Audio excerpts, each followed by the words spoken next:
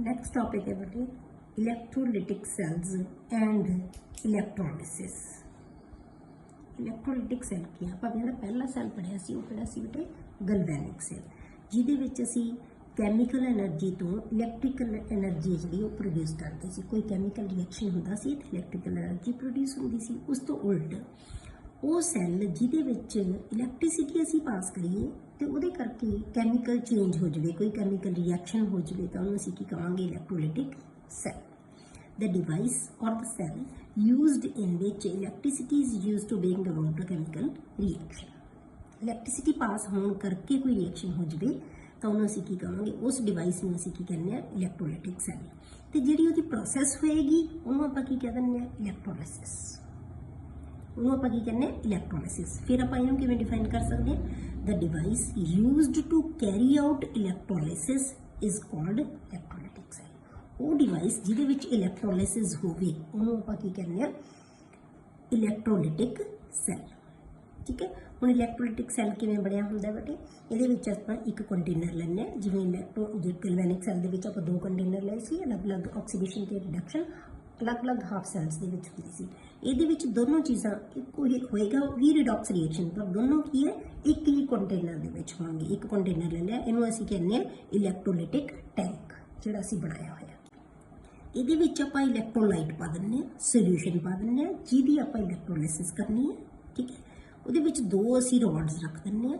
ਇਹ ਦੋ ਤਰ੍ਹਾਂ ਦੀਆਂ ਹੋ ਸਕਦੀਆਂ, ਐਕਟਿਵ ਵੀ ਹੋ ਸਕਦੀਆਂ ਤੇ ਨਾਨ ਐਕਟਿਵ ਵੀ ਹੋ ਸਕਦੀਆਂ ਮੈਥਡਸ। ਤੇ ਜੇ ਆਮ ਤੌਰ ਤੇ ਅਸੀਂ ਇਲੈਕਟ੍ਰੋਲਿਸਿਸ ਲਈ ਕੀ ਲੈਂਦੇ ਹਾਂ, ਜਿਹੜੀਆਂ ਨਾਨ ਰਿਐਕਟਿਵ ਮੈਟਲਸ ਜਿਵੇਂ ਪਲੈਟੀਨਮ ਲੈ ਲਿਆ ਉਹਨਾਂ ਦੀਆਂ ਰੋਡਸ ਲੈ। ਅਦਰਵਾਈਜ਼ ਜੇ ਅਸੀਂ ਪਿਓਰਿਟੀ ਲਈ ਲੈਣਾ ਤਾਂ ਐਕਟਿਵ ਰੋਡਸ ਲਵਾਂਗੇ। ਆਪਾਂ ਅੱਗੇ ਡਿਟੇਲ ਪੜਾਂਗੇ ਇਹਦੀ।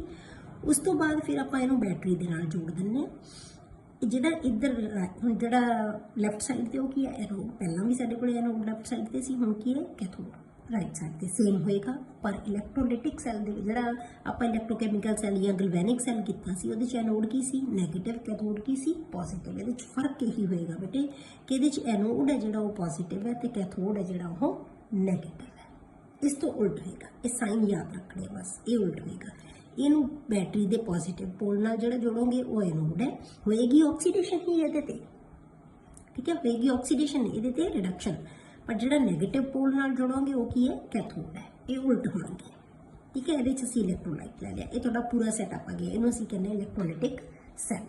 ठीक है, ਹੁਣ ਆਪਾਂ ਕੀ ਕਰਾਂਗੇ ਬੇਟੇ, ਜਦੋਂ ਆਪਾਂ ਇਹਦੇ ਵਿੱਚੋਂ ਇਲੈਕਟ੍ਰਿਸਿਟੀ ਪਾਸ ਕਰਾਂਗੇ ਤਾਂ ਇਹ ਸੋਲੂਸ਼ਨ ਹੈ ਜਿਹੜਾ ਇਹ ਕੀ ਹੈ ਇਹਦੇ ਵਿੱਚੋਂ, ਕਿਉਂਕਿ ਇਹ ਇਲੈਕਟ੍ਰੋਲਾਈਟ ਹੈ, ਇਲੈਕਟ੍ਰੋਲਾਈਟ ਤਾਂ ਪਾਣੀ 'ਚ ਪਾਉਣ ਨਾਲ ਕੀ ਹੋ ਜਾਣਗੇ ਆਇਨਸ ਬਣ ਜਾਣਗੇ। ਇਹਦੇ ਆਇਨ ਬਣ, ਹੁਣ ਜਦੋਂ ਬੇਟੇ ਆਪਾਂ ਇਹਦੇ ਵਿੱਚੋਂ ਇਲੈਕਟ੍ਰਿਸਿਟੀ ਪਾਸ ਕਰਾਂਗੇ ਤਾਂ ਫਿਰ ਕੀ ਹੋਏਗਾ ਕਿ ਇਹਦੇ ਜਿਹੜੇ ਆਇਨਸ ਹੈ ਇਹਦੇ ਵਿੱਚ ਇਲੈਕਟ੍ਰੋਲਾਈਟ ਦੇ ਆਇਨਸ ਹੈ, ਕੈਟਾਇਨਸ ਤੇ ਐਨਾਇਨਸ, ਇਹ ਆਪੋਜ਼ਿਟਲੀ ਚਾਰਜਡ ਇਲੈਕਟ੍ਰੋਡਸ ਵੱਲ ਮੂਵ ਕਰਨਾ ਸ਼ੁਰੂ ਕਰ ਦੇਣਗੇ। ਜਿਹੜੇ ਪੋਜ਼ਿਟਿਵਲੀ ਚਾਰਜਡ ਆਇਨ ਆ ਉਹ ਕਿੱਧਰ ਜਾਣਗੇ ਨੈਗੇਟਿਵ ਇਲੈਕਟ੍ਰੋਡ ਵੱਲ, ਤੇ ਨੈਗੇਟਿਵਲੀ ਚਾਰਜਡ ਆਇਨ ਕਿੱਧਰ ਜਾਣਗੇ ਪੋਜ਼ਿਟਿਵ ਇਲੈਕਟ੍ਰੋਡ ਵੱਲ। ਦੋਨੋਂ ਇਹਨਾਂ इलैक्ट्रोड्स वाल नूं जाके उत्थे जाके पहुँच के उत्थे अपने आप नूं डिस्चार्ज कर देंगे, मतलब अपना अपना चार्ज खत्म कर देंगे। ये पॉजिटिव चार्ज किवें खत्म होएगा by the gain of electron. ये नैगेटिव चार्ज किवें खत्म होएगा by the loss of electron. तो इधरों इलैक्ट्रॉन गेन करेगा, gain of electron is reduction. ते दौड़ दे उत्ते हमेशा की हुंदी है रिडक्शन। ये की करेगा इत्थे जाके डिस्चार्ज होने लई इलैक्ट्रॉन लूज करेगा। लॉस ऑफ इलैक्ट्रॉन की हुंदी है बेटे ऑक्सीडेशन। ते ऑक्सीडेशन हमेशा कित्थे होएगी एनोड ते एनोड ते हमेशा की हुंदी है ऑक्सीडेशन, हमेशा ही होंगी है, हुण भी होएगी। तो कैथोड ते की होएगी बेटे रिडक्शन। ठीक है, ये चेंजेस इहदे विच आ जाणगीਆਂ। हुण जिहड़ी मूवमेंट ऑफ आयन्स है towards the opposite electrodes is called electrolytic conduction. ਇਹਨੂੰ ਆਪਾਂ ਕੀ ਕਹਿੰਦੇ ਆ ਇਲੈਕਟ੍ਰੋਲਿਟਿਕ ਕੰਡਕਸ਼ਨ। ਪਹਿਲਾਂ ਜਿਹੜੀ ਆਪਾਂ ਕੰਡਕਸ਼ਨ ਕਿਹਦੇ ਕਰਕੇ ਕੀਤੀ ਸੀ ਬੇਟੇ, ਜਿਹਦੇ ਵਿੱਚ ਇਲੈਕਟ੍ਰੋਨ ਮੂਵ ਕਰ ਰਹੇ ਸੀ, ਉਹਨੂੰ ਆਪਾਂ ਮੈਟੈਲਿਕ ਕੰਡਕਸ਼ਨ ਕਿਹਾ ਸੀ। तो हमें की electrolytic conduction. When electric current is passed through the solution, then cations move towards cathode and anions move toward anode. This movement of ions towards oppositely charged electrodes is called electrolytic conduction. इन्हों ਆਪਾਂ ਕੀ ਕਹਿੰਦੇ ਆ ਬੇਟੇ electrolytic conduction. ਤਾਂ ਆਪਾਂ ਕਿਹਾ ਸੀ conduction ਦੋ ਤਰ੍ਹਾਂ ਦੀ ਹੈ, metallic conduction and electrolytic. Metallic conduction ਕੀ ਸੀ, ਜਿਹਦੇ ਵਿੱਚ ਇਲੈਕਟ੍ਰੋਨ ਦੀ ਮੂਵਮੈਂਟ ਹੁੰਦੀ ਸੀ। ठीक है, जिस इलैक्ट्रॉन की मूवमेंट होंगी सी।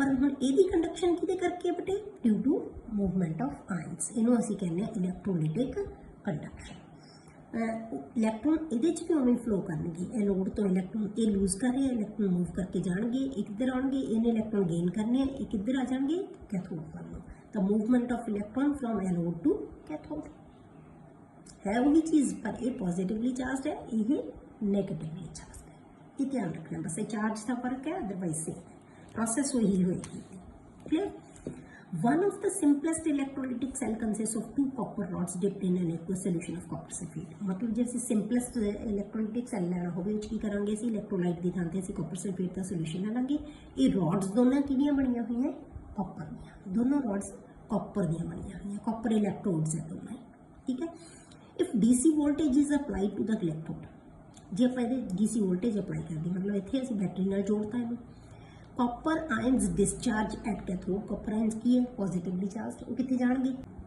हम जो कॉपर आयन्स कैथोड वाल नूं जाएंगे तो उत्थे की रिएक्शन होएगा बेटे कैथोड दे उत्ते जिहड़ा रिएक्शन है वो की होएगा कॉपर आयन्स प्लस दो इलैक्ट्रॉन गेन कर लेंगे तो कच कन्वर्ट हो जाएंगे कॉपर च ये की होगी रिडक्शन तो रिडक्शन अकर्स एट कैथोड तो कॉपर आयन्स है जिहड़े सोल्यूशन दे विचों जाके कॉपर दे उत्ते डिपोजिट हो गए मतलब कि कॉपर बनना शुरू हो गया एट कैथोड ठीक है copper metal is deposited at cathode तो की हो गया किहड़ी प्रोसेस नूं की कहने हैं रिडक्शन तो ये किहड़ी प्रोसेस है रिडक्शन क्लियर दूजा चीज हुण एनोड ते की होएगा एनोड वाल नूं कौन जाएगा एनोड ते की है at anode copper metal is converted हुण क्योंकि मैं तुहानूं कहा सी कि इलैक्ट्रॉन दो तरह के हो सकते हैं एक्टिव भी हो सकते हैं ਤੇ ਕਿਸੇ नॉन रिएक्टिव मैटल ਦੇ ਵੀ ਹੋ ਸਕਦੇ ਪਰ ਆਪਾਂ ਕਿਹੜੀ ਮੈਟਲ ਲਈ ਹੈ ਕਾਪਰ ਇਜ਼ ਐਕਟਿਵ ਮੈਟਲ ਤਾਂ ਇੱਥੇ ਸਲਫੇਟ ਆਇਨਸ ਜਾਣ ਦੀ ਬਜਾਏ ਇੱਥੇ ਕੀ ਹੈ 네ਗੇਟਿਵ ਆਇਨਸ ਇੱਧਰ ਨੂੰ ਜਾਣ ਦੀ ਬਜਾਏ ਇਹ ਇਲੈਕਟ੍ਰੋਡ ਹੈ ਜਿਹੜਾ ਉਹ ਇਲੈਕਟ੍ਰੋਨ ਲੂਜ਼ ਕਰਨ ਲੱਗ ਜਾਂਦਾ ਹੈ ਆਕਸੀਡੇਸ਼ਨ ਵੀ ਕਾਪਰ ਤੇ ਹੀ ਹੋਣ ਲੱਗ ਜਾਂਦੀ ਹੈ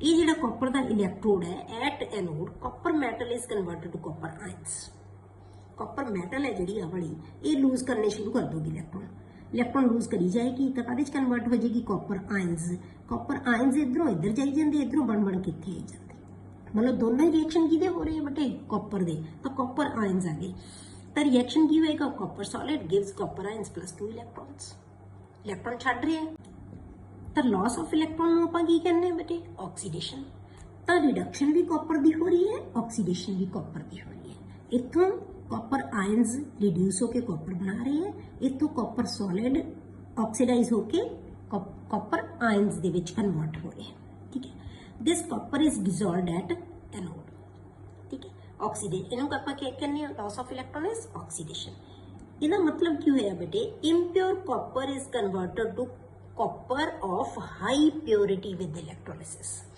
जदों असीं प्योर कॉपर गेन करना होवे तो आपां की करदे हां दी इलैक्ट्रोलिसिस कर दिंदे हां तो जदों असीं इलैक्ट्रोलिसिस करांगे तो साडे कोले कॉपर डिपोजिट कित्थे हो रहा है बटे कैथोड दे उत्ते तो इहदा मतलब ये की है साडे कोले प्योर मैटल आएगी तो इहदा मतलब की होया आपां इम्प्योर किहनूं बनावांगे एनोड दी असीं मोटी रॉड ले लांगे इहनूं असीं एनोड बना दांगे इम्प्योर कॉपर जिन्हों असीं प्योरीफाई करना ते कैथोड नूं असीं की बना दांगे प्योर कॉपर दी पतली जी वायर ले लांगे हौली हौली ये कॉपर डिपोजिट हो जाएगा इन्हें असीं रिमूव कर देंगे कि बन जाएगा प्योर कॉपर तो इम्प्योर है जो खुरी जाएगा वापस फिर दोबारा असीं ले लांगे रॉड की तो ये की है जे असीं प्योरीफिकेशन हाई प्योरिटी की असीं मैटल गेन करनी होवे तो असीं उहनूं की करदे हां उहदी इलैक्ट्रोलिसिस कर दिंदे हां जिहदे विच असीं एनोड नूं हमेशा इम्प्योर कॉपर दा इलैक्ट्रोड है जिहड़ा ओह बनावांगे ठीक है for this purpose impure copper is made anode and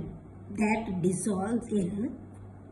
dissolves on passing current and the pure copper is deposited at cathode clear होगी बेटे प्रोसेस ਨੂੰ ਆਪਾਂ ਹਾਈ ਪਿਓਰਿਟੀ ਮੈਟਲ ਲੈਣ ਲਈ ਉਹਦੀ ਕੀ ਕਰ ਦਿੰਦੇ ਆ ਇਲੈਕਟ੍ਰੋਲਿਸਿਸ ਠੀਕ ਹੈ ਹੁਣ ਬੇਟੇ ਆਪਾਂ ਇਹਨਾਂ ਦਾ ਕੁਆਂਟੀਟੇਟਿਵ ਐਸਪੈਕਟਸ ਆਫ ਇਲੈਕਟ੍ਰੋਲਿਸਿਸ ਪੜ੍ਹਨੇ ਆ ਕੁਆਂਟੀਟੇਟਿਵ ਐਸਪੈਕਟਸ ਦਾ ਮਤਲਬ ਕੀ ਹੈ ਕਿ ਜਿਹੜੀਆਂ ਚੀਜ਼ਾਂ ਡਿਪੋਜ਼ਿਟ ਹੋਣਗੀਆਂ या कोई गैसेस कुछ भी बनेगा एनोड ते कैथोड दे उत्ते हुण उन्हां दी क्वांटिटीज़ किन्नियां होणगीਆਂ कोई चीज़ किन्नी गेन होएगी जदों असीं इलैक्ट्रोलिसिस करदे हां तां उहनूं असीं कह दिंदे हां क्वांटीटेटिव एस्पैक्ट्स ऑफ इलैक्ट्रोलिसिस किन्नी किन्नी किसी चीज़ की क्वांटिटी बनेगी ਹੁਣ ਇਹਦੇ ਵਾਸਤੇ ਫੈਰਾਡੇ ਨੇ ਬਹੁਤ ਸਾਰੇ ਐਕਸਪੈਰੀਮੈਂਟ ਕੀਤੇ on the basis of large number of experiments on ਇਲੈਕਟ੍ਰੋਲਿਸਿਸ।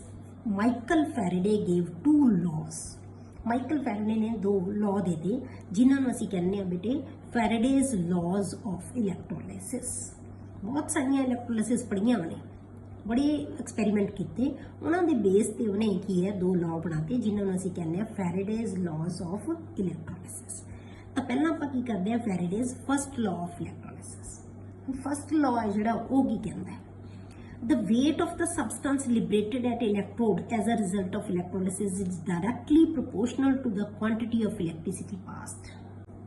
ਕੀ ਮਤਲਬ ਬਟੇ ਕਿ ਕਿਸੇ ਇਲੈਕਟ੍ਰੋਡ ਦੇ ਉੱਤੇ ਕੋਈ ਸਬਸਟੈਂਸ ਕਿੰਨੀ ਲਿਬਰੇਟ ਹੋਏਗੀ, ਕਿੰਨੀ ਡਿਪੋਜ਼ਿਟ ਹੋਏਗੀ, ਉਹ ਡਿਪੈਂਡ ਕਿਹਦੇ ਤੇ ਕਰੇਗਾ, ਉਹਦੇ ਵਿੱਚੋਂ ਅਸੀਂ ਕਿੰਨੀ ਕੁਆਂਟੀਟੀ ਇਲੈਕਟ੍ਰਿਸਿਟੀ ਦੀ ਪਾਸ ਕਰ ਰਹੇ ਹਾਂ, ਉਹਦੇ ਡਾਇਰੈਕਟਲੀ ਪ੍ਰੋਪੋਰਸ਼ਨਲ ਹੋਏਗਾ। ਜੇ ਅਸੀਂ ਜ਼ਿਆਦਾ ਇਲੈਕਟ੍ਰਿਸਿਟੀ ਪਾਸ ਕਰਾਂਗੇ ਤਾਂ ਜਿਹੜੀ ਸਬਸਟੈਂਸ ਡਿਪੋਜ਼ਿਟ ਜ਼ਿਆਦਾ ਹੋਏਗੀ, ਜੇ ਅਸੀਂ ਇਲੈਕਟ੍ਰਿਸਿਟੀ ਘੱਟ ਪਾਸ ਕਰਾਂਗੇ ਤਾਂ ਉਹ ਕੀ ਹੈ ਘੱਟ ਹੋਏਗੀ।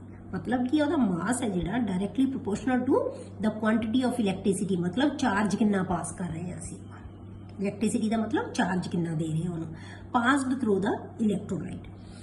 ਹੁਣ ਆਪਾਂ ਕਿਹਾ ਹੈ if W is the weight of the substance liberated, ਜੇ ਆਪਾਂ W weight of substance ਮੰਨ ਲਈਏ and Q is the quantity of electricity, Q is quantity of electricity passed, ਜਿੰਨੀ ਅਸੀਂ ਪਾਸ ਕਰ ਰਹੇ ਹਾਂ ਕੁਆਂਟੀਟੀ, ਜਿਹੜੀ ਇਲੈਕਟ੍ਰਿਸਿਟੀ ਦੀ ਕੁਆਂਟੀਟੀ ਜਾਂ ਚਾਰਜ ਜਿੰਨਾ ਅਸੀਂ ਦੇ ਰਹੇ ਹਾਂ ਉਹਨੂੰ ਕਿਹਦੇ 'ਚ ਮਾਪਾਂਗੇ ਅਸੀਂ ਕੂਲਮ 'ਚ, ਕਿ ਕਿੰਨਾ ਚਾਰਜ ਅਸੀਂ ਇਹਨੂੰ ਦੇ ਰਹੇ ਹਾਂ। ਤਾਂ ਆਪਾਂ ਕੀ ਕਵਾਂਗੇ ਬੇਟੇ then W is directly proportional to Q, ਕਿ ਜਿੰਨੀ ਜ਼ਿਆਦਾ ਚਾਰਜ ਦੇਵਾਂਗੇ ਇਹ ਡਿਪੋਜ਼ਿਟ ਜ਼ਿਆਦਾ ਹੋਏਗਾ, ਜੇ ਘੱਟ ਚਾਰਜ ਦੇਵਾਂਗੇ ਇਹ ਡਿਪੋਜ਼ਿਟ ਘੱਟ ਹੋਏਗਾ। W is proportional to Q। But Q ਸਾਨੂੰ ਪਤਾ ਹੈ ਬੇਟੇ ਚਾਰਜ ਕਿਹਦੇ ਬਰਾਬਰ ਹੁੰਦਾ ਹੈ, ਕਰੰਟ ਇਨਟੂ ਟਾਈਮ। ਕਿੰਨੇ ਟਾਈਮ ਲਈ ਅਸੀਂ ਕਿੰਨਾ ਕਰੰਟ ਦਿੰਨੇ ਆ ਉਹਨੂੰ ਆਪਾਂ ਕੀ ਕਹਿੰਦੇ ਨੇ ਬੇਟੇ ਚਾਰਜ, ਜਾਂ ਇਹਨੂੰ ਕਹਾਂਗੇ ਅਸੀਂ ਇਲੈਕਟ੍ਰਿਸਿਟੀ। ਤੇ ਇੱਥੇ Q ਦੀ ਵੈਲਿਊ ਪੁੱਟ ਕਰ ਦਿਓ, then W is proportional to I into T। ਤਾਂ W ਕਿਹਦੇ ਬਰਾਬਰ ਆ ਗਿਆ ਬੇਟੇ, W ਕਿਹਦੇ ਪ੍ਰੋਪੋਰਸ਼ਨਲ ਹੋ ਗਿਆ I into 2। ਕਿੰਨੇ ਟਾਈਮ ਲਈ ਅਸੀਂ ਕਿੰਨਾ ਕਰੰਟ ਐਂਪੀਅਰਸ ਦੇ ਵਿੱਚ, ਠੀਕ ਹੈ, ਕਿੰਨੇ ਐਂਪੀਅਰ ਕਰੰਟ ਅਸੀਂ ਕਿੰਨੇ ਸੈਕਿੰਡਸ ਲਈ, ਆਪਾਂ ਇਹਨੂੰ ਟਾਈਮ ਨੂੰ ਸੈਕਿੰਡਸ 'ਚ ਲੈਂਦੇ ਹਾਂ ਤੇ ਕਰੰਟ ਨੂੰ ਐਂਪੀਅਰਸ ਦੇ ਵਿੱਚ, ਕਿੰਨੇ ਸੈਕਿੰਡਸ ਲਈ ਅਸੀਂ ਕਿੰਨੇ ਐਂਪੀਅਰ ਕਰੰਟ ਉਹਨੂੰ ਦੇ ਰਹੇ ਹਾਂ ਉਹਦੇ ਪ੍ਰੋਪੋਰਸ਼ਨਲ ਹੋਏਗਾ ਉਹਦਾ ਅਮਾਊਂਟ, ਕਿੰਨਾ ਡਿਪੋਜ਼ਿਟ ਹੋਏਗਾ। ਜੇ ਅਸੀਂ ਪ੍ਰੋਪੋਰਸ਼ਨੈਲਿਟੀ ਕਾਂਸਟੈਂਟ ਹਟਾ ਦਈਏ ਬੇਟੇ ਤਾਂ W is equal to Z into I into T।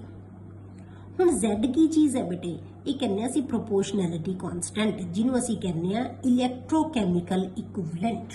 Z ਨਾਲ ਲਿਖਦੇ ਆਪਾਂ, Z is a constant called electrochemical equivalent। electrochemical equivalent। ਹੁਣ ਜੇ ਅਸੀਂ electrochemical equivalent ਨੂੰ ਡਿਫਾਈਨ ਕਰਨਾ ਹੋਵੇ ਫਿਰ ਕੀ ਕਰਾਂਗੇ ਆਪਾਂ ਬੇਟੇ, ਆਪਾਂ ਕੀ ਮੰਨ ਲਓ ਕਰੰਟ ਹੈ ਜਿਹੜਾ ਉਹ 1 ਐਂਪੀਅਰ ਹੈ, ਟਾਈਮ ਹੈ ਜਿਹੜਾ 1 ਸੈਕਿੰਡ ਹੈ, ਮਤਲਬ ਅਸੀਂ 1 ਸੈਕਿੰਡ ਲਈ 1 ਐਂਪੀਅਰ ਕਰੰਟ ਪਾਸ ਕਰਾਂਗੇ ਤਾਂ ਫਿਰ ਇਹ ਕੀ ਹੋ ਜਾਏਗਾ W is equal to Z ਦੇ। ਤਾਂ ਇਹਦਾ ਮਤਲਬ ਕੀ ਹੋ ਗਿਆ ਕਿ ਜੇ ਅਸੀਂ 1 ਐਂਪੀਅਰ ਦਾ ਕਰੰਟ 1 ਸੈਕਿੰਡ ਲਈ ਪਾਸ ਕਰਦੇ ਆ ਤਾਂ ਉਦੋਂ ਜਿੰਨੀ ਡਿਪੋਜ਼ਿਟ ਹੋਏਗੀ ਸਬਸਟੈਂਸ ਉਹਨੂੰ ਆਪਾਂ ਕੀ ਕਹਿ ਦਿੰਦੇ ਆ ਇਲੈਕਟ੍ਰੋਕੈਮੀਕਲ ਇਕੁਇਵਲੈਂਟ। ਉਹ ਕੀ ਬਣ ਜਾਏਗਾ ਇਲੈਕਟ੍ਰੋਕੈਮੀਕਲ equivalent. Thus electrochemical equivalent of a substance is defined as the weight of the substance liberated, weight of substance liberated when 1 ampere current is passed through the electrolyte for 1 second। 1 second ਲਈ ਜਦੋਂ ਅਸੀਂ ਪਾਸ, clear.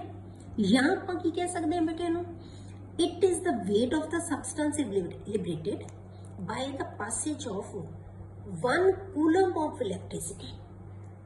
ਜੇ ਤਾਂ ਆਪਾਂ charge ਕਹਤਾ 1 ampere current ਅਸੀਂ 1 second ਲਈ, ਉਹਨੂੰ ਆਪਾਂ ਚਾਰਜ ਕਹਤਾ। ਹੁਣ ਆਪਾਂ ਚਾਰਜ ਦੇ ਨਾਲ ਰਿਲੇਟ ਕਰ ਦੋ ਇਹਨੂੰ ਕਿ ਜੇ ਅਸੀਂ 1 ਕੂਲਮ ਇਲੈਕਟ੍ਰਿਸਿਟੀ ਪਾਸ ਕੀਤੀ ਹੈ ਤਾਂ, ਠੀਕ ਹੈ। 1 ਕੂਲਮ ਕਿਹਨੂੰ ਕਹਿੰਦੇ ਆ, ਜਦੋਂ 1 ਐਂਪੀਅਰ ਕਰੰਟ 1 ਸੈਕਿੰਡ ਲਈ ਪਾਸ ਕਰਾਂਗੇ ਆਪਾਂ 1 coulomb of electricity. It has been found that, ਮਤਲਬ ਇਹ ਦੇਖਿਆ ਗਿਆ ਹੈ ਕਿ ਜਿਹੜੀ 1 ਕੂਲਮ ਇਲੈਕਟ੍ਰਿਸਿਟੀ ਅਸੀਂ ਕਿਹਨੂੰ ਕਹਿੰਦੇ ਆ ਬੇਟੇ, that when 1 Faraday मतलब 96500 coulomb of electricity is passed through an electrolyte। ਜਦੋਂ ਅਸੀਂ ਕਿਸੇ ਵੀ ਇਲੈਕਟ੍ਰੋਲਾਈਟ ਦੇ ਵਿੱਚੋਂ 1 ਫੈਰਾਡੇ ਇਲੈਕਟ੍ਰਿਸਿਟੀ ਪਾਸ ਕਰ ਦਿੰਦੇ ਆ ਨਾ, ਜਦੋਂ ਕਰਦੇ ਆ ਤਾਂ ਉਦੋਂ ਜਿਹੜੀ ਸਬਸਟੈਂਸ ਡਿਪੋਜ਼ਿਟ ਹੁੰਦੀ ਹੈ ਉਹ ਹਮੇਸ਼ਾ 1 ਗ੍ਰਾਮ ਇਕੁਇਵਲੈਂਟ ਦੇ ਹੁੰਦੀ ਹੈ, ਠੀਕ ਹੈ। ਉਹਦਾ 1 ਗ੍ਰਾਮ ਇਕੁਇਵਲੈਂਟ ਮਤਲਬ ਜਿੰਨਾ ਉਸ ਸਬਸਟੈਂਸ ਦਾ ਇਕੁਇਵਲੈਂਟ weight ਹੁੰਦਾ ਹੈ ਨਾ, ਉਹਦੇ ਜਿੰਨੀ ਸਬਸਟੈਂਸ ਉੱਥੇ ਡਿਪੋਜ਼ਿਟ ਹੋਏਗੀ ਜਦੋਂ ਅਸੀਂ ਕਿਸੇ ਵੀ ਸਬਸਟੈਂਸ ਦੇ ਵਿੱਚੋਂ 1 ਫੈਰਡੇ ਚਾਰਜ ਹੈ ਜਿਹੜਾ ਉਹ ਦਿੰਨੇ ਆ ਉਹਨੂੰ, ਜਾਂ 1 ਫੈਰਡੇ ਇਲੈਕਟ੍ਰਿਸਿਟੀ ਪਾਸ ਕਰਦੇ ਆ ਆਪਾਂ, 1 ਫੈਰਡੇ ਚਾਰਜ ਦਿੰਨੇ ਆ, ਤਾਂ ਉਦੋਂ ਜਿੰਨੀ ਅਮਾਉਂਟ ਡਿਪੋਜ਼ਿਟ ਹੁੰਦੀ ਹੈ ਉਹ ਹਮੇਸ਼ਾ ਕੀ ਹੁੰਦੀ ਹੈ 1 ਗ੍ਰਾਮ ਇਕੁਇਵਲੈਂਟ। ਕਲੀਅਰ ਹੋ ਗਿਆ? 1 ਗ੍ਰਾਮ ਇਕੁਇਵਲੈਂਟ ਮਤਲਬ ਉਹਦੇ ਹੁਣ ਆਪਾਂ 1 ਫੈਰਡੇ ਕਿਹਨੂੰ ਕਹਿੰਦੇ ਆ ਬੇਟੇ? 1 ਫੈਰਡੇ ਦਾ ਮਤਲਬ ਕੀ ਹੈ? 96500 ਕੂਲਮਸ। ਜੇ ਆਪਾਂ ਇੰਨਾ ਚਾਰਜ ਲੈ ਲਈਏ, ਇੰਨੇ ਕੂਲਮ, ਐਕਚੁਅਲੀ ਦੀ ਵੈਲਿਊ ਕੀ ਹੁੰਦੀ ਹੈ ਬੇਟੇ? 96487 ਜਾਂ ਕਈ ਬੁੱਕਸ 'ਚ 485 ਹੁੰਦਾ ਹੈ, ਇੰਨੇ ਕੂਲਮ ਹੁੰਦਾ, ਪਰ ਅਸੀਂ ਕੈਲਕੂਲੇਸ਼ਨਸ ਦੀ ਸਿੰਪਲਿਸਿਟੀ ਲਈ ਆਪਾਂ ਕੀ ਯੂਜ਼ ਕਰਦੇ ਹਾਂ? 96500 ਲੈਂਦੇ ਹਾਂ। ਠੀਕ ਹੈ, ਕੂਲਮ ਕਿਹਦੇ ਬਰਾਬਰ ਹੁੰਦਾ ਬੇਟੇ? ਕੂਲਮ ਕਿਹਨੂੰ ਕਹਿੰਦੇ ਆ? Ampere into seconds, ampere into second coulomb ਬਣ ਗਿਆ। ਹੁਣ ਆਪਾਂ ਗ੍ਰਾਮ ਇਕੁਇਵਲੈਂਟ ਜੇ ਕਹਿਣਾ ਹੈ, ਗ੍ਰਾਮ ਇਕੁਇਵਲੈਂਟ, ਤੇ ਕਿੰਨੇ ਬਣ ਜਾਣਗੇ ਬੇਟੇ? ਇਹ 1 ਕੂਲਮ I ਇੰਟੂ ਟੀ ਤਾਂ ਆਪਾਂ ਭਰਤਾ ਇਹ ਵੈਲਿਊ Z ਨਾਲ ਮਲਟੀਪਲਾਈ ਕਰਤਾ, ਤੇ Z ਨਾਲ ਕੀ ਹੈ? ਮਲਟੀਪਲਾਈ ਕਰਤਾ। ਜਿੰਨਾ ਚਾਰਜ ਹੋਏਗਾ Z ਨਾਲ ਉਹਨੂੰ ਮਲਟੀਪਲਾਈ, ਮਤਲਬ 1 ਫੈਰਡੇ ਨੂੰ ਆਪਾਂ ਕੀ Z ਨਾਲ ਮਲਟੀਪਲਾਈ ਕਰ ਦਾਂਗੇ, ਉਹ ਗ੍ਰਾਮ ਇਕੁਇਵਲੈਂਟ ਬਣ ਜਾਏਗਾ। ਹੁਣ Z ਕਿਹਦੇ ਬਰਾਬਰ ਆ ਗਿਆ ਬੇਟੇ? ਤੇ ਜੇ Z ਕੱਢੀਏ, gram equivalent weight divided by, ਇੱਥੋਂ ਹੀ ਬਣ ਗਿਆ Z ਹੈ ਜਿਹੜਾ, ਇਹ ਇੱਧਰ ਆ ਕੇ ਡਿਵਾਈਡ ਹੋ ਜਾਏਗਾ, ਡਿਵਾਈਡਡ ਬਾਈ 96500।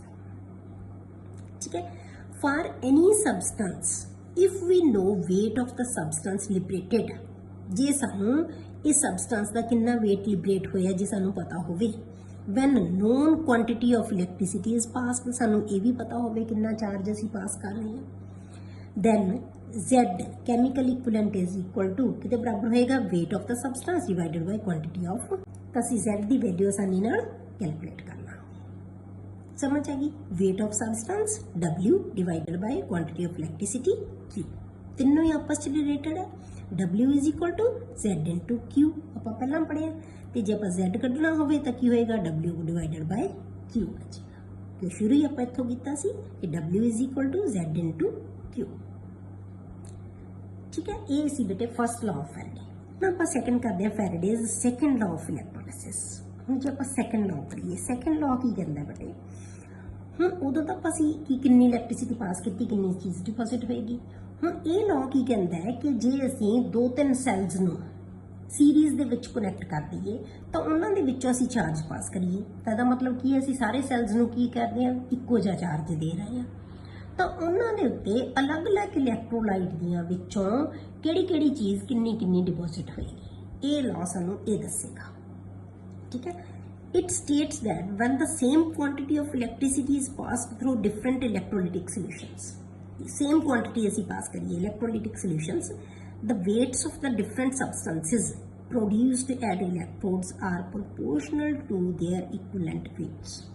ਉਹਨਾਂ ਦੇ equivalent weights ਦੇ proportional ਹੋਣਗੇ ਜੇ ਅਸੀਂ ਅਲੱਗ-ਅਲੱਗ ਸੈਲਸ ਨੂੰ same charge ਦੇ ਰਹੇ ਹਾਂ। ਠੀਕ ਹੈ, equivalent mass ਕਿਹਨੂੰ ਕਹਿੰਦੇ ਆ? atomic mass of metal divided by number of electrons required to reduce। ਤਾਂ ਕਿਹਦੇ ਪ੍ਰੋਪੋਰਸ਼ਨਲ ਹੈ ਬੇਟੇ? ਉਹਨਾਂ ਦੇ ਇਕੁਇਵਲੈਂਟ weight ਦੇ ਪ੍ਰੋਪੋਰਸ਼ਨਲ ਹੋਏਗਾ। ਕੋਈ ਚੀਜ਼ ਕਿੰਨੀ ਡਿਪੋਜ਼ਿਟ ਹੋਏਗੀ ਜਿੰਨਾ ਉਹਦਾ ਇਕੁਇਵਲੈਂਟ weight ਹੁੰਦਾ ਹੈ। ਇਕੁਇਵਲੈਂਟ weight ਕਿਹਨੂੰ ਕਹਿੰਦੇ ਆ?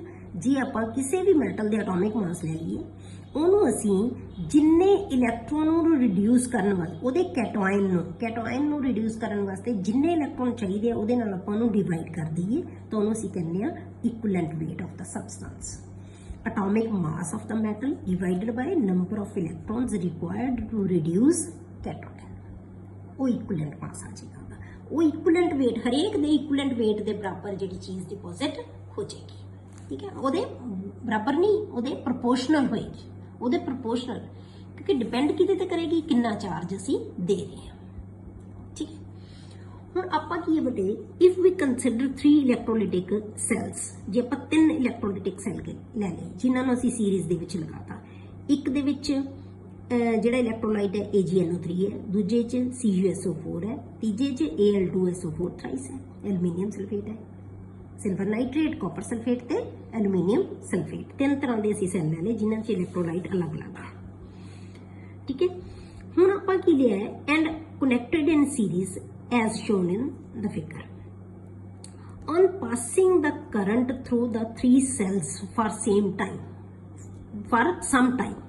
ठीक है, जे ਆਪਾਂ कुछ टाइम ਲਈ ਉਹਦੇ ਵਿੱਚ on passing the current through the 3 cells for some time, ਜੇ ਆਪਾਂ ਕੁਝ ਸਮੇਂ ਲਈ ਉਹਦੇ ਵਿੱਚੋਂ ਕਰੰਟ ਪਾਸ ਕਰ ਦਈਏ ਤਾਂ 3 cells receive same amount of electricity, ਤਾਂ ਤਿੰਨੋਂ ਸੈਲਸ ਹੈ ਜਿਹੜੇ ਇੱਕੋ ਹੀ ਅਮਾਉਂਟ ਦੀ ਇਲੈਕਟ੍ਰਿਸਿਟੀ ਜਿਹੜੀ ਹੈ ਉਹ ਗੇਨ ਕਰਨਗੇ। ਠੀਕ ਹੈ, ਉਹਨਾਂ ਦੇ ਉੱਤੇ ਚਾਰਜ ਜਿਹੜਾ ਮਿਲੇਗਾ ਉਹਨਾਂ ਨੂੰ ਸਾਰਿਆਂ ਨੂੰ ਕੀ ਮਿਲੇਗਾ, ਇੱਕੋ ਚਾਰਜ। ਦੇ gain same amount of charge ਜਾਂ ਸੇਮ ਅਮਾਉਂਟ ਆਫ ਇਲੈਕਟ੍ਰਿਸਿਟੀ। ਠੀਕ ਹੈ, ਦ ਵੇਟਸ ਆਫ, ਹੁਣ ਇੱਥੇ ਕੈਥੋਡ ਵੱਲ ਨੂੰ ਕੌਣ ਜਾਂਦਾ ਬੇਟੇ, ਪੋਜ਼ਿਟਿਵਲੀ ਚਾਰਜਡ ਆਇਨਸ। ਤਾਂ ਪੋਜ਼ਿਟਿਵ ਕੀ ਹੈ, ਸਿਲਵਰ, ਕਾਪਰ ਤੇ ਐਲੂਮੀਨੀਅਮ।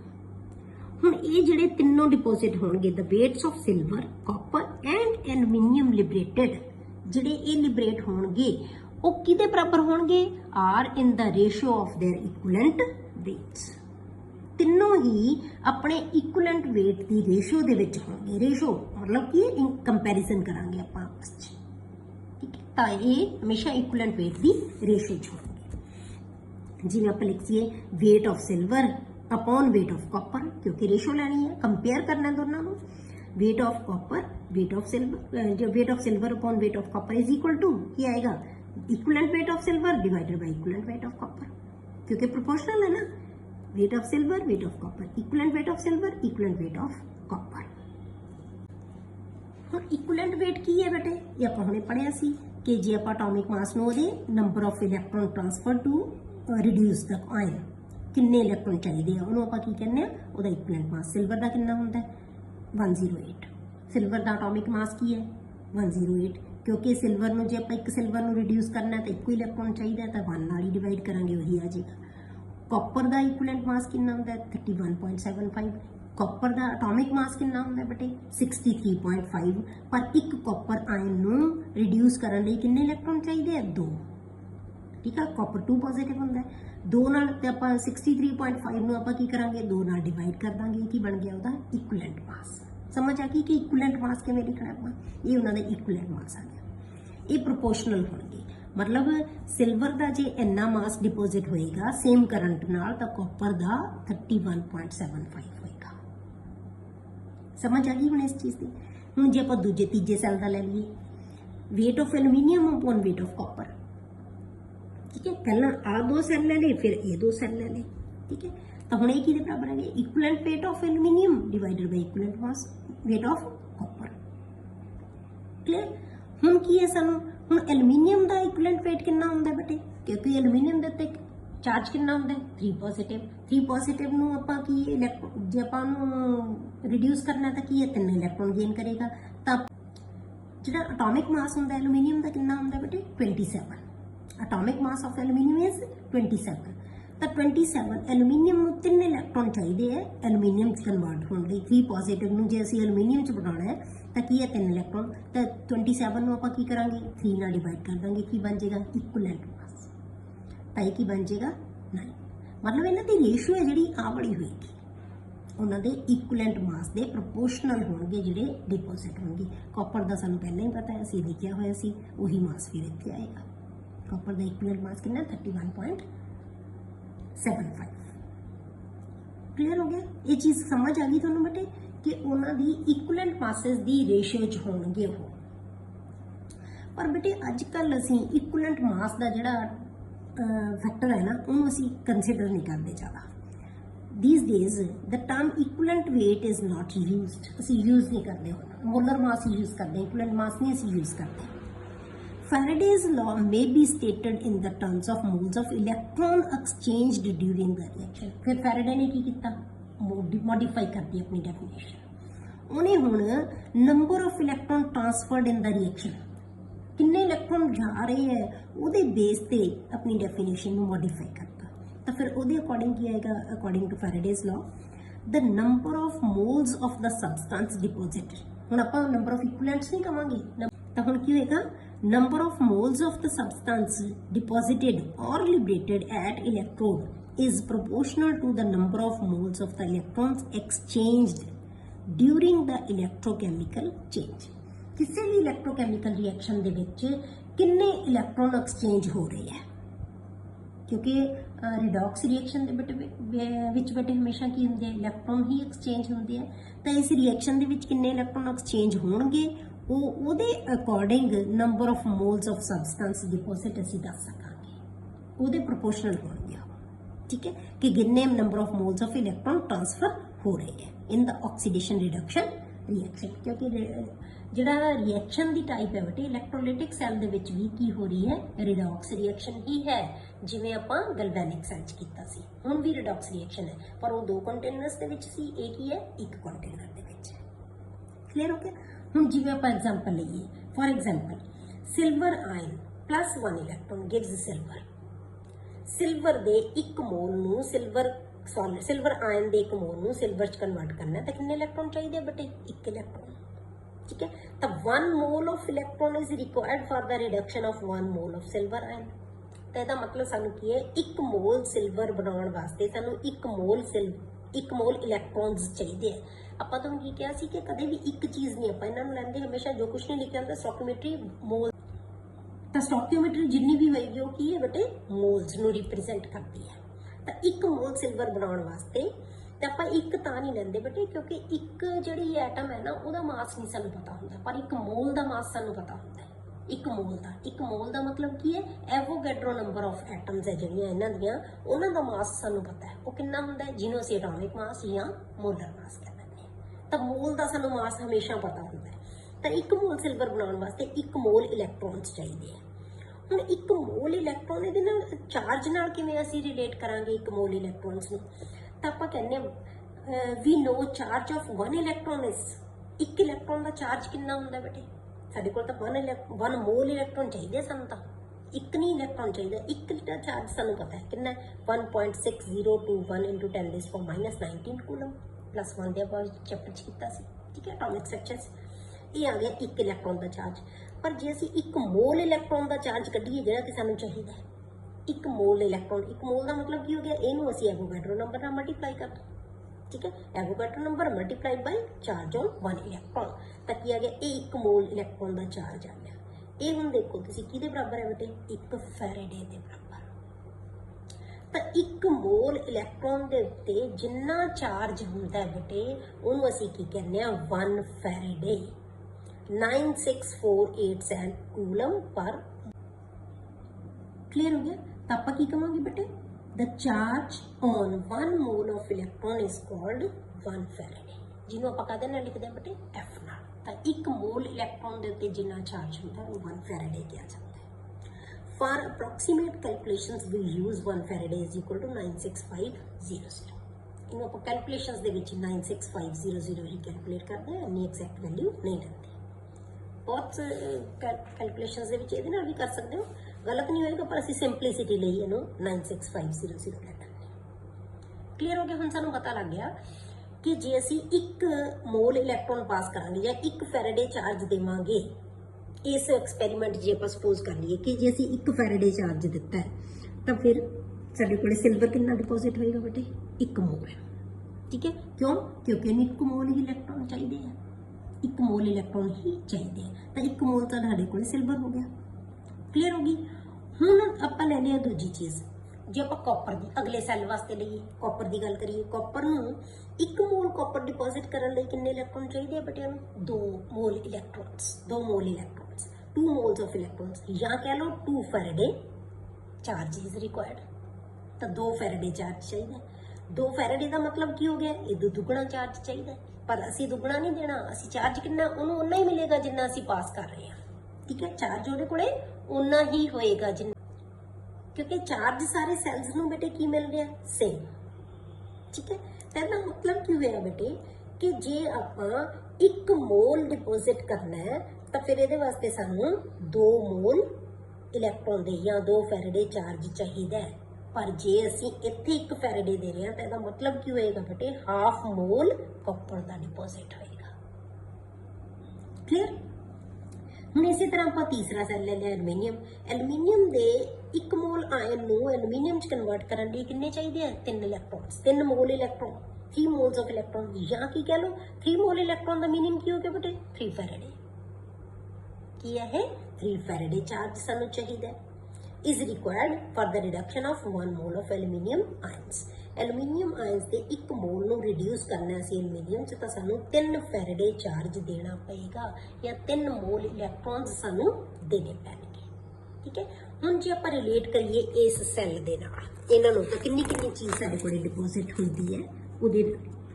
ਠੀਕ ਹੈ, if we pass 1 Faraday of electricity through the above 3 electrolytes connected in series, 1 mole of electrons means 1 Faraday will deposit 1 mole of AgNO3 ना Ag ਦਾ ਕਿੰਨਾ ਹੋਏਗਾ 1 mole, half mole of copper, half mole ਦਾ ਮਤਲਬ 6, ਕਿਉਂਕਿ 1 mall ਨੂੰ ਕਿੰਨੇ ਚਾਹੀਦੇ ਸੀ ਬੇਟੇ 2 ਇਲੈਕਟ੍ਰੋਨ 2 ਫੈਰਡੇ, ਪਰ ਅਸੀਂ ਕਿੰਨਾ ਫੈਰਡੇ ਦੇ ਰਹੇ ਹਾਂ 1 ਫੈਰਡੇ, ਤਾਂ 1 ਫੈਰਡੇ ਕਿੰਨਾ ਕਰੇਗਾ ਹਾਫ ਆ ਜਾਏਗਾ, ਇਹਦਾ ਹਾਫ ਕਰ ਦੋ ਇੰਨਾ ਡਿਪੋਜ਼ਿਟ ਹੋਏਗਾ। ਜੇ ਤੁਹਾਨੂੰ ਯਾਦ ਹੋਵੇ ਇਕੁਇਲੈਂਟ ਮਾਸ ਨਾਲ ਤਾਂ ਐਕਚੁਅਲੀ ਕੀ ਆ ਗਿਆ ਇਹਦਾ ਇਕੁਇਲੈਂਟ ਮਾਸ ਹੀ ਆ ਗਿਆ ਨਾ, ਇਕੁਇਲੈਂਟ ਮਾਸ ਹੀ ਡਿਪੋਜ਼ਿਟ ਹੋਏਗਾ। ਐਂਡ ਐਲੂਮੀਨੀਅਮ ਦਾ ਕੀ ਹੋਏਗਾ ਬੇਟੇ 1 ਮੋਲ ਲਈ ਕਿੰਨੇ ਚਾਹੀਦੇ ਸੀ ਆਪਾਂ ਹੁਣੇ ਕਰਕੇ ਹਟਿਆ ਤੇ 3 ਚਾਹੀਦੇ ਸੀ, 3 ਫੈਰਡੇ ਚਾਹੀਦਾ ਸੀ, ਤਾਂ ਆਪਾਂ ਕੀ ਕੀਤਾ ਇੱਥੇ 1/3 ਮੋਲ ਆਫ ਐਲੂਮੀਨੀਅਮ ਆ ਜਾਏਗਾ। ਤਾਂ 1 ਮੋਲ ਦਾ ਮਾਸ ਕਿੰਨਾ ਹੁੰਦਾ 27, ਇਹਨੂੰ ਕੀ ਕਰਾਂਗੇ ਅਸੀਂ 3 ਨਾਲ ਮਲਟੀਪਲਾਈ ਕਰਾਂਗੇ, ਕੀ ਆ ਜਾਏਗਾ 9 ਗ੍ਰਾਮਸ ਆ ਜਾਏਗਾ। ਤੇ ਜੇ ਆਪਾਂ ਇਕੁਇਲੈਂਟ ਮਾਸ ਦੇ ਅਕੋਰਡਿੰਗ ਕੀਤਾ ਸੀ ਤਾਂ ਵੀ ਅਸੀਂ ਇਹਨੂੰ ਅਸੀਂ ਇਕੁਇਲੈਂਟ ਮਾਸ ਹੀ ਕਹਿੰਦੇ ਨੇ, ਇਹ ਵੀ ਇਹਦਾ ਇਕੁਇਲੈਂਟ ਮਾਸ ਹੈ, ਇਹ ਵੀ ਇਹਦਾ ਇਕੁਇਲੈਂਟ ਮਾਸ ਹੈ। ਤਾਂ ਇਕੁਇਲੈਂਟ ਮਾਸ ਦੇ ਵੀ ਅਕੋਰਡਿੰਗ ਵੀ ਠੀਕ ਹੈ, ਤੇ ਨੰਬਰ ਆਫ ਮੋਲਸ ਨੂੰ ਜੇ ਆਪਾਂ ਨੰਬਰ ਆਫ ਇਲੈਕਟ੍ਰੋਨਸ ਦੇ ਜਾਂ ਕਿੰਨੇ ਮੋਲਸ ਆਫ ਇਲੈਕਟ੍ਰੋਨਸ ਅਸੀਂ ਟ੍ਰਾਂਸਫਰ ਕੀਤੇ ਆ ਉਹਦੇ ਨਾਲ ਰਿਲੇਟ ਕਰੀਏ ਤਾਂ ਵੀ ਸਾਡੇ ਕੋਲੇ ਸੇਮ ਕੁਆਂਟੀਟੀਜ਼ ਹੈ ਜਿਹੜੀਆਂ ਉਹ ਆਉਣਗੀਆਂ। ਜੇ ਅਸੀਂ same charge for some time ਅਸੀਂ ਕਿਸੇ ਜਿਹੜੇ ਸੈਲਸ ਹੈ ਡਿਫਰੈਂਟ ਸੈਲਸ ਜੇ ਅਸੀਂ ਕਨੈਕਟ ਕਰ ਦਈਏ ਸੀਰੀਜ਼ ਦੇ ਵਿੱਚ ਉਹਨਾਂ ਚੋਂ ਪਾਸ ਕਰਦੇ ਆ ਤਾਂ ਹੋਏਗਾ। ਠੀਕ ਹੈ, ਅਗਲਾ ਬੇਟੇ ਇਹਦੇ ਨਾਲ example related, a solution of copper sulfate is electrolyzed for 10 minutes ਲਈ ਅਸੀਂ ਇਹਨੂੰ ਕੀਤਾ with the current of 1.5 amperes. What is the mass of copper deposit at cathode? ਕੈਥੋਡ ਦੇ ਉੱਤੇ ਕਿੰਨਾ ਕਾਪਰ ਡਿਪੋਜ਼ਿਟ, ਹੁਣ ਸਾਨੂੰ ਕੀ ਦਿੱਤਾ ਹੋਇਆ ਬੇਟੇ ਕਰੰਟ ਦਿੱਤਾ ਹੋਇਆ, ਟਾਈਮ ਦਿੱਤਾ ਹੋਇਆ, but time is in minutes ਤੇ ਅਸੀਂ ਕਾਹਦੇ ਚ ਕਰਨਾ ਸੈਕਿੰਡਸ ਚ। ਅਸੀਂ ਐਂਪੀਅਰ ਤੇ ਸੈਕਿੰਡਸ ਨੂੰ ਅਸੀਂ ਕੀ ਕਹਿੰਦੇ ਆ ਕੂਲਮਸ। ਠੀਕ ਹੈ, ਇਹ ਚਾਰਜ ਦਿੱਤਾ ਹੋਇਆ ਮਤਲਬ ਤੁਹਾਨੂੰ ਚਾਰਜ ਗਿਵਨ ਹੈ ਕਿੰਨਾ ਚਾਰਜ ਹੈ। ਠੀਕ ਹੈ, ਤਾਂ ਇੱਥੋਂ ਆਪਾਂ ਚਾਰਜ ਕੱਢ ਲਾਂਗੇ, ਆਈ ਕਿੰਨਾ 1.5 t 10 ਮਿੰਟਸ ਤੇ ਉਹਨੂੰ ਸੈਕਿੰਡ ਬਣਾ ਲਓ, 60 ਨਾਲ ਮਲਟੀਪਲਾਈ ਕਰ ਦਿਓ ਤਾਂ ਕਿੰਨਾ ਆ ਜਾਣਾ 600 ਸੈਕਿੰਡਸ ਬਣਾ ਲਓ। ਇੱਥੇ ਵੈਲਿਊ ਪੁੱਟ ਕਰ, ਚਾਰਜ ਸਾਡੇ ਕਿਊ ਆ ਗਿਆ, ਇੱਥੇ ਕਿੰਨਾ ਆ ਗਿਆ ਕਿਊ ਸਾਡੇ ਕੋਲੇ, ਕਿਊ ਦੀ ਵੈਲਿਊ ਹੈ ਜਿਹੜੀ ਕਿੰਨੀ ਆ ਗਈ 900 ਕੂਲਮ। ਚਾਰਜ ਸਾਨੂੰ ਪਤਾ ਲੱਗਿਆ ਕਿ ਕਿੰਨਾ ਸਾਡੇ ਕੋਲੇ ਚਾਰਜ ਹੈ। ਹੁਣ ਆਪਾਂ ਜੇ ਆਪਾਂ ਰਿਐਕਸ਼ਨ ਦੇਖੀਏ ਕਿਹਦਾ ਹੈ ਕਾਪਰ ਸਲਫੇਟ ਦੇ ਨੂੰ ਅਸੀਂ ਇਲੈਕਟ੍ਰੋਲਾਈਜ਼ ਕੀਤਾ ਤੇ ਅਸੀਂ ਦੱਸਣਾ ਹੈ ਕਿ ਕੈਥੋਡ ਦੇ ਉੱਤੇ ਕਿੰਨਾ ਕਾਪਰ ਡਿਪੋਜ਼ਿਟ ਹੋਏਗਾ। ਇਹਦਾ ਮਤਲਬ copper ions are converted to copper, 2 electron ਚਾਹੀਦੇ ਕਾਪਰ ਦੇ, 1 ਮੋਲ ਕਾਪਰ ਬਣਾਉਣ ਵਾਸਤੇ 2 moles of electrons are required. यही हो गया 2 Faraday deposit copper is equal to 63.5। सानू पता है 1 मोल कॉपर डिपॉजिट होएगा जे असी 2 फैराडे चार्ज लवांगे। ठीक है, 1 मोल डिपॉजिट होंदा है, 1 कूलम जे चार्ज दईए तो कितना होएगा डिवाइड कर दो, पर साडे कोले चार्ज कितना है 900 कूलम। जे असी 900 कूलम चार्ज देवांगे तो कितना डिपॉजिट होएगा, ये बड़ी अमाउंट आ जाएगी, ये कितनी है 0.296 ग्राम्स। क्लियर हो गया बेटे कि जे चार्ज गिवन होवे